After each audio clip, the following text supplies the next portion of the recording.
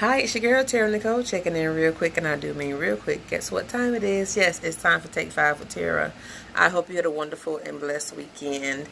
I wasn't feeling so well this weekend, so I did push through, and I attended my event this weekend. I spoke to some youth, a youth empowerment conference, and just basically talked to them about how you have to push through.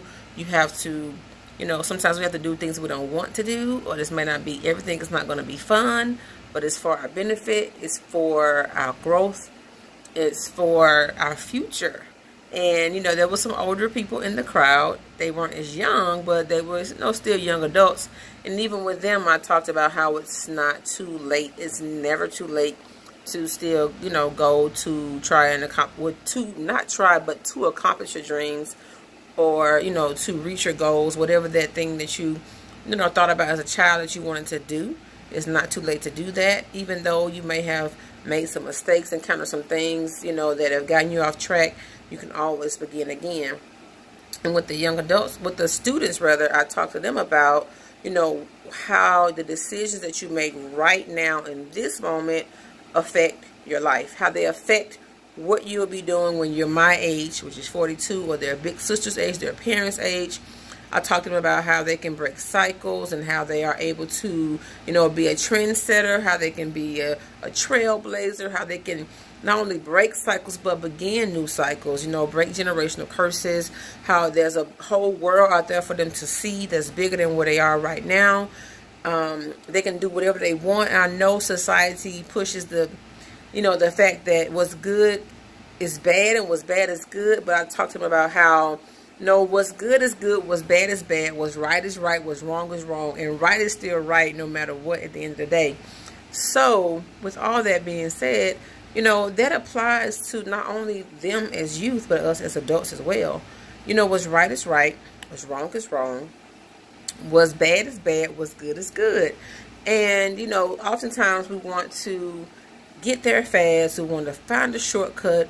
We need assistance. Yes, if there are some ways to work smart and not hard, of course you want to incorporate that. But it's a process to everything.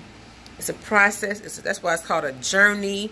It's not about the destination. It's about what you're learning on your way to your destination. That's what makes it all so valuable. That's what makes it fun. That's where you learn most of your lessons. I talked to them about how you don't have to go through things directly in order to learn learn from that. You can have an indirect experience and learn the lesson. You don't have to repeat the cycle. We talked about how you can learn from someone else's mistake and that you don't want to make that mistake. We talked about being guilty by association, being in the wrong place at the wrong time, not listening to that still small voice, which we often call our first mind. And we're all guilty of it. I'm guilty of it. And, we'll say, oh, should have followed my first mind. Oh, some told me don't go this way. Or some told me don't do this. Don't hang with them. Don't go. Don't do whatever. So, even at that age, we have to listen. And, oh, my gosh, even at this age, we have to listen. And oftentimes we don't, because we think that we know, or we found the way, or we made the we know the path, we know the way, we can make the way, we know what we're doing, all that stuff, but we don't. We still need direction, we still need guidance, we still need God's assistance, we need help, we need enlightenment, we need advisement, we need coaching, mentoring. I don't care how smart you are, how good you are, how much of an expert you are, there's always something more you can learn. I know for me, I'm not the smartest, but I'm one of them. However, I still need coaching. I still need mentoring. I still need assistance, a hand up, especially on this journey. It's a journey I've never been on before. So it's exciting, yet scary sometimes, or lonely sometimes, because no one else is on it with me per se that's, close to me that way.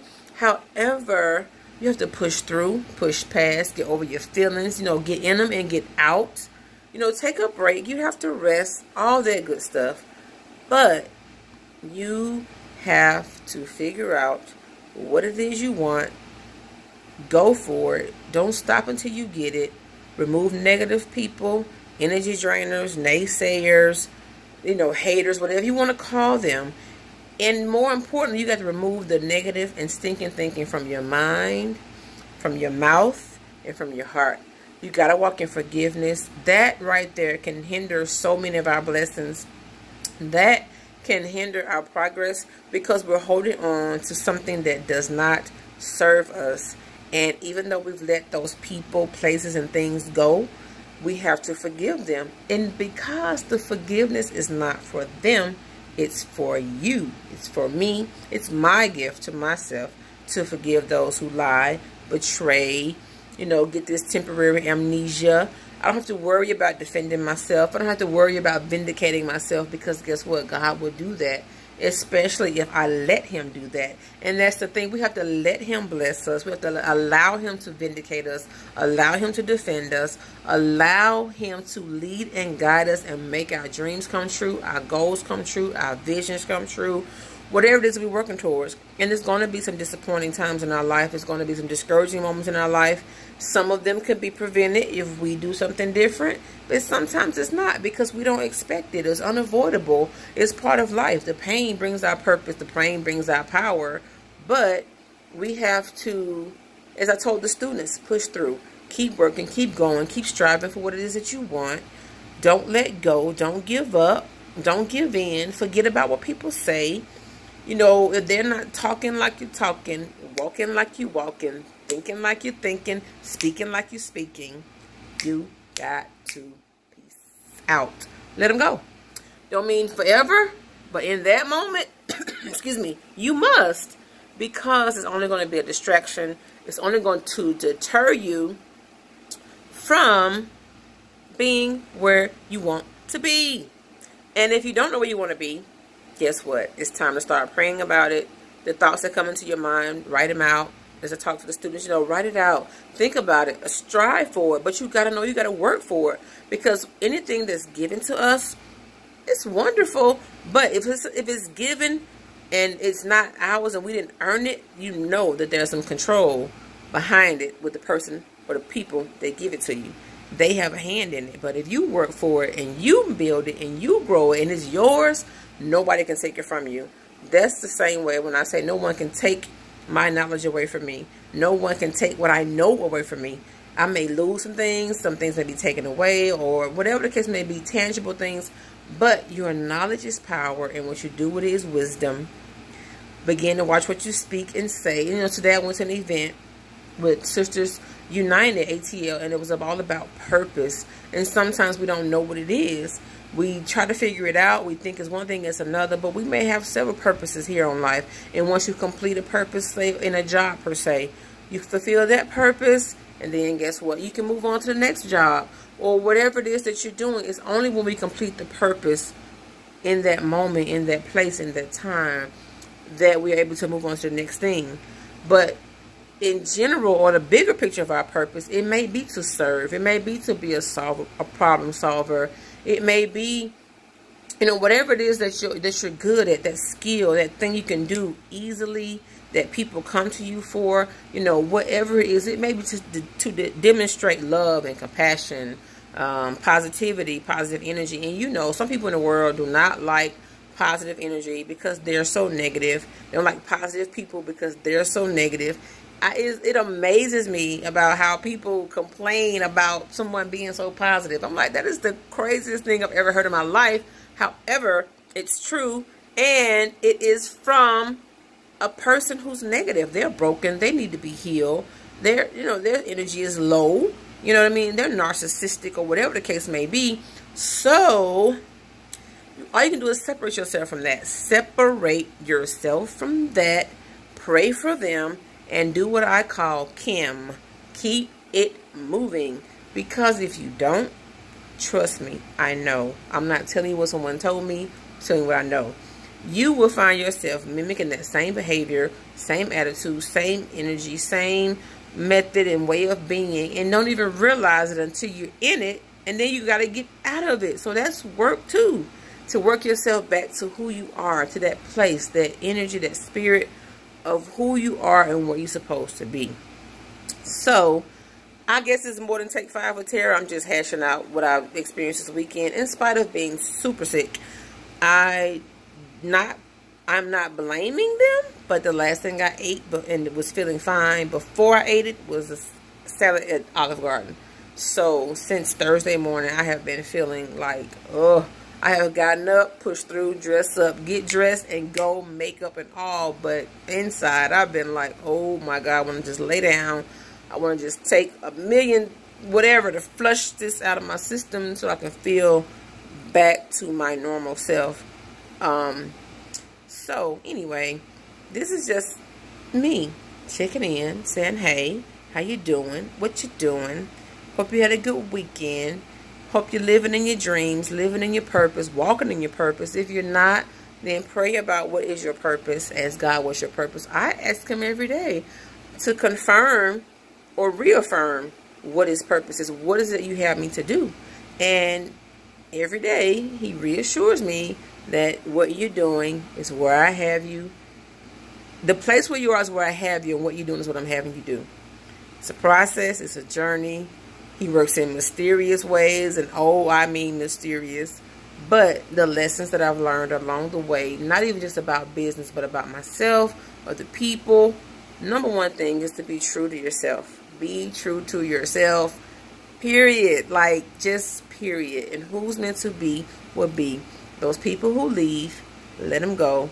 Oh my God, easier said than done. I know I am not sitting here acting like it is easier said than done, but I'm saying once you get into that place where you really release it, even if it's forced, sometimes God and universe will intervene, and they have to force these endings, these necessary endings, so you can have a beautiful new beginning. So it's never too late to reach your goal. I don't care how old you are. If you desire to do anything, I was listening to Louise Hay this morning about affirmations, some things I'm working on, and she was just saying about she was like 70 years old in an art class, and just 75 in an adult art class, and changing her handwriting, and just different things about affirmation. So I really, really am excited about the affirmation challenge I have coming up.